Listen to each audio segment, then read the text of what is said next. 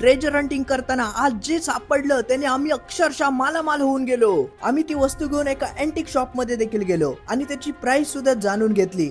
बरीच ठिकाणं पालती घातल्यानंतर आम्ही येऊन पोहोचलो होतो एका डॅमच्या किनारी, जिकडे मे महिना असल्यामुळे पाणी संपूर्ण आटलं होतं. गावकऱ्यांकडून असं समजलं होतं की या ठिकाणी आधी घरं होती, पण ती काळानुसार आता बदलली. पण घरांचे अवशेष मात्र जमिनीतच राहिले, ज्यामुळे त्यांचा शोध आम्ही घेत होतो. आणि त्या क्षणी तलावाच्या किनारी एक रीडिंग आली. तसं आम्ही लगेच तिकडे खणायला घेतलं आणि आतापर्यंतच्या ट्रेजर हंटिंग जर्नी मध्ये सापडलेली सगळ्यात आगळी वेगळी अशी गोष्ट आम्हाला आज सापडली. आणि ती म्हणजे होती एक मूर्ती, एक हँडल, ज्यावर इतकी सुंदर नक्षी होती की ती बघून आमचे डोळेच भरत नव्हते. आणि हा धातू सुद्धा काहीतरी वेगळाच होता. ही एकदम अँटिक गोष्ट बघितल्यानंतर आम्ही तर भारावूनच गेलो. मग आम्ही लगेचच एका अँटिक शॉप मध्ये गेलो आणि तिकडे जाऊन ती मूर्ती काकांच्या हातात दिली.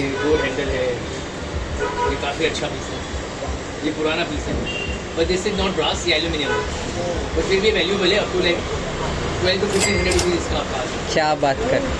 ये बहुत अच्छा पीस है. ओह माय गॉड, ये आप इसकी वैल्यू अच्छी है.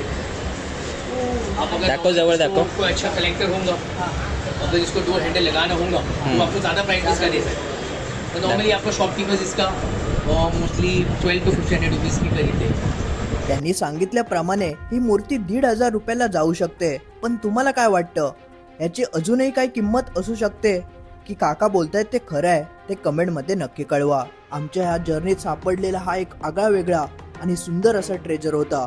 आणि यासोबतच बऱ्याचशा वस्तू देखील आम्हाला तिकडे सापडल्या. ते पाहण्यासाठी तुम्हाला आमचे युट्यूब चॅनल बोकोबा बीप हंटर असं युट्यूब चॅनलचं नाव आहे, लिंक बायो मध्ये देतोय, नक्की जाऊन चेकआउट करा. आणि आमच्या सोबत ह्या जर्नी मध्ये सहभागी होण्यासाठी ते फॉलो नक्की करा.